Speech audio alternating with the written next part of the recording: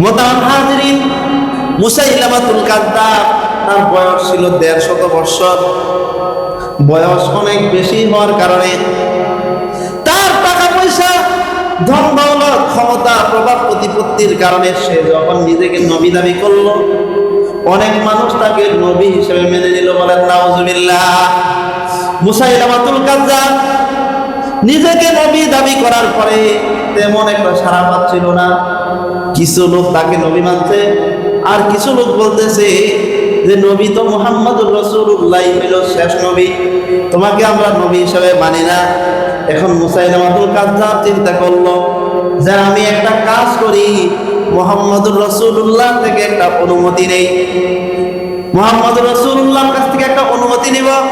ও মুহাম্মদুর রাসূলুল্লাহ, আপনি বলে দেন আপনি নবী ইন্তেকালের পরে আপনার যে স্থান, নবুয়তের স্থান, আমি সেই স্থান দখল করব, আমি নবী হব, এই কথাটা আপনি বইলা দেন। সে এখন চিন্তা করলো, কারণ সাধারণত নিয়ম আছে যে পিসাব মারা গেছে, পিসাবের পরে আরেকজন পিসাব, এটাই তো নিয়ম। তো সে চিন্তা করছে যে মুহাম্মদ রাসূলুল্লাহ মারা যাবে, এখানে তো আরেকজন নবী হওয়া দরকার। এখন সে ভাবতেছে যে আমি নবী হব, এবং সে চিন্তা করলো যে মুহাম্মদ রাসূলুল্লাহ থেকে এই অনুমতিটা নিয়ে নেবে, একটা স্বাক্ষর দিল যে আপনি মারা যাওয়ার পরে আমি নবী হব, আপনি স্বাক্ষরটা দিয়ে দেন, আপনি সাইনটা দিয়ে দেন। এবার সে একটা চিঠি লিখলো, চিঠির মধ্যে লিখলো, ও মুহাম্মদ, আপনি মারা যাওয়ার পরে আমি আপনার পরিবর্তে নবী হব, এই কথাটা আপনি স্বাক্ষর দিয়ে দেন, লিখা দেন। মুহাম্মদুর রাসূলুল্লাহ সাল্লাল্লাহু আলাইহি ওয়াসাল্লামের কাছে যখন চিঠিটা পাঠাইলো, নবীজি চিঠিটা পড়লেন, পড়ার পরে নবীজি চিঠির মধ্যে রেখে দিলেন, তুই একটা মিথ্যাবাদী। কি লিখলেন? তুই একটা মিথ্যাবাদী।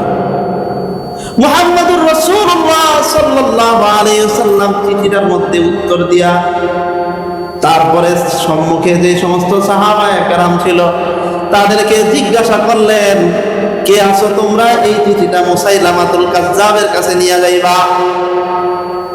সাহাবাদেরকে জিজ্ঞাসা করার পরে এক সাহাবী হযরতে হাবিব ইবনে যায়েদ রাদিয়াল্লাহু তাআলা আনহু মুহূর্তের মধ্যে দাঁড়িয়ে গেলেন। এই সাহাবী দেখতে ওইরকম স্বাস্থ্য ছিল না, ওইরকম মোটা দাদা, ওইরকম শক্তিশালীও ছিল না, দুর্বল একজন সাহাবী।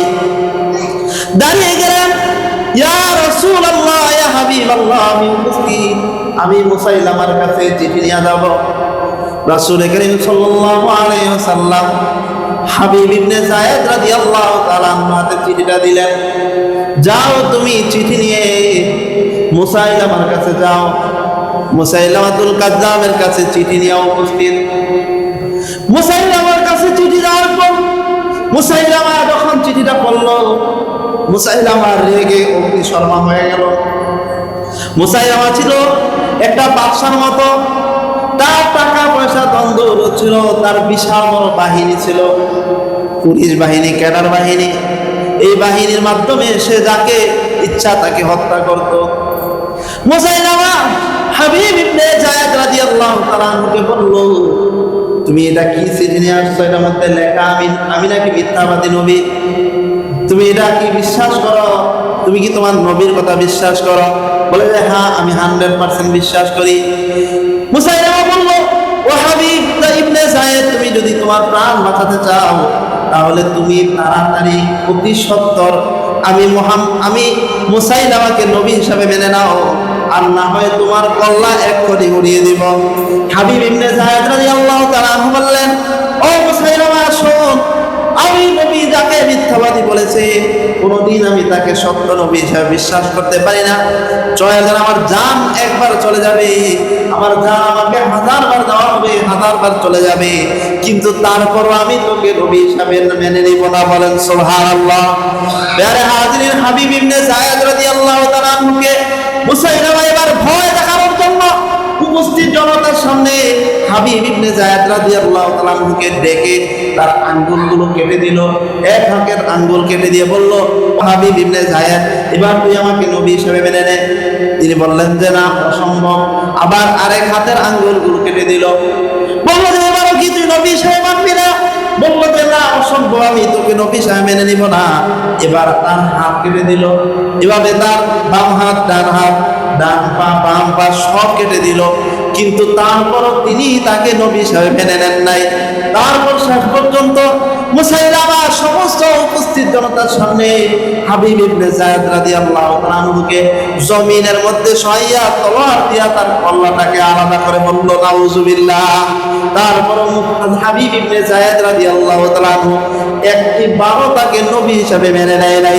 মুহতারাম হাজিরিন, তিনি যে আল্লাহর রাসূলের নবুয়তের শেষ খতমে নবুয়তের জন্য তার জান দিয়া দিলেন, বিনিময় কি হলো? প্যারে হাজিরিন, তাকে যখন জবাই করা হলো, আল্লাহ নবী সাল্লাল্লাহু আলাইহি সাল্লাম তখনও সাহাবীদেরকে নিয়ে বয়ান করতেছিলেন। আল্লাহ নবী সাল্লাল্লাহু আলাইহি সাল্লামের কাছে জিবরিল আগমন করলো। জিবরিল এসে ঘোষণা দিল, ও নবী, আপনার সাহাবী হাবিব ইবনে যায়েদকে শহীদ করা হয়েছে। আল্লাহ নবী সাল্লাল্লাহু আলাইহি সাল্লাম উপস্থিত জনতার সামনে সাহাবীদের সামনে কাঁদতে লাগলেন, চোখ দিয়ে পানি ঝরতে লাগলো। সাহাবায়ে কেরাম জিজ্ঞাসা করলেন, ইয়া রাসূলুল্লাহ, ইয়া হাবিবাল্লাহ, আপনি আমাদের সামনে বয়ান করতেছেন, কোনো কিছুই তো ঘটলো না, কি হয়েছে কিছুই বুঝতে পারলাম না, কিন্তু আপনার চোখ দিয়ে টপ টপ টপ টপ করে পানি পড়তেছে, কারণ কি? ঘটনা কি আমাদেরকে বলে বলেন। আল্লাহর নবী সাল্লাল্লাহু আলাইহি সাল্লাম তখন বললেন, আমার প্রিয় সাহাবী হাবিব ইবনে যায়েদকে শহীদ করা হয়েছে। প্রিয় হাজিরিন, আল্লাহর নবী সাল্লাল্লাহু আলাইহি সাল্লাম তখন বললেন, শোনো, এই যে হাবিব ইবনে যায়েদকে এই খতমে নবুয়তের জন্য শহীদ করা হলো, হাবিব ইবনে যায়েদ শহীদ হওয়ার পরে আল্লাহ রাব্বুল আলামিন জান্নাতের সবগুলো দরজা খুলে দিয়েছেন। বলেন সুবহানাল্লাহ। আল্লাহ রাব্বুল আলামিন হাবিব ইবনে যায়েদকে ডাকতেছেন, ও হাবিব ইবনে যায়েদ, তুই জান্নাতের যেই দরজা দিয়া ইচ্ছা জান্নাতের মধ্যে প্রবেশ কর, জান্নাতের যেই দরজা তোমার ভালো লাগে তুই সেই দরজা দিয়ে প্রবেশ কর। প্যারা হাজিরিন, আল্লাহর নবী শেষ নবী, এই কথাটা তিনি বাস্তবায়ন করার জন্য অন্য আরেকজনকে নবী না হওয়ার কারণে তাকে আল্লাহ তাআলা এই পরিমাণ মর্যাদা দিয়েছেন।